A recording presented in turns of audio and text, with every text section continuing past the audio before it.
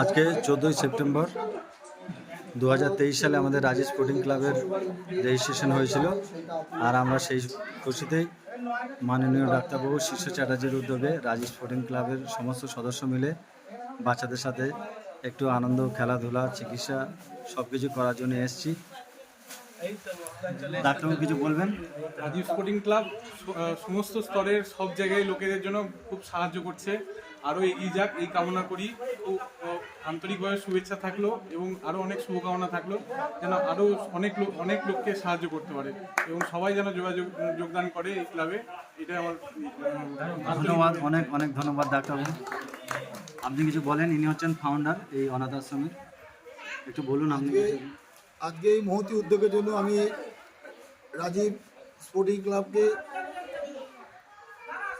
অশেষ ধন্যবাদ ও কৃতজ্ঞতা জানাচ্ছি। আজ বিশেষ করে এই অনাথ আশ্রম সমাধি রাজবাড়ি এখানে এসে সারাদিন ধরে নান্দনিক পরিবেশের সৃষ্টি করেছেন এবং এনারা এদেরকে সকাল থেকে সন্ধ্যে মতো এখন বিকেল পর্যন্ত খাওয়া দাওয়া ব্যবস্থা, খেলাধুলা, স্বাস্থ্য পরীক্ষা এবং বস্ত্র বিতরণ পর্যন্ত করলেন। আমি এদের এই সংস্থার আরও শুভ কামনা করি যাতে এরা আরও বড় হয় এবং আরও বেশি করে মানুষের পাশে থাকতে পারে, সেই ঈশ্বরের কাছে সেই প্রার্থনা রেখে আমি ধন্যবাদ আপনাকে অনেক অনেক। আপনিও ভালো থাকবেন।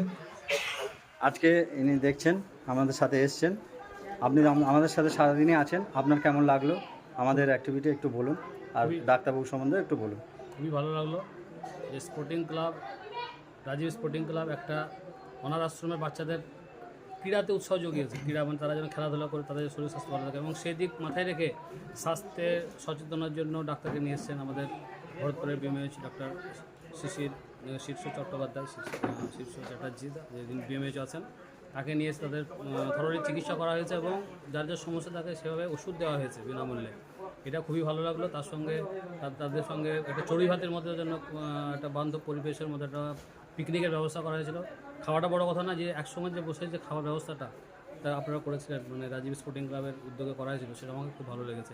আগামী দিনে রাজীব স্পোর্টিং ক্লাব আরও বড় বড় কাজ করতে পারে এবং তাদের কর্মবিমুখ করতে পারে, মানে কর্মদিকে এগিয়ে দিতে পারে, তাদেরকে কর্মদিকে উৎসাহ যোগাতে পারে, সেটা আশা করব। ধন্যবাদ আপনাকে অনেক অনেক। আমাদের রনি ভাই এই কথাটাই কর্ম সম্বন্ধে বলছিলেন, তা আপনি বলুন একটু কিছু। যেটা কর্ম সম্বন্ধে যেটা বলছিলাম সেটা প্রথম কথা হচ্ছে, যদি একটা ব্যক্তিকে যদি একটা মাছ দেওয়া হয়, কিনে মাছ দেওয়া, সেই ব্যক্তিটা পরদিন সে মাছটা আবার চাবে যে আর একটা মাছ আমাকে দেওয়া।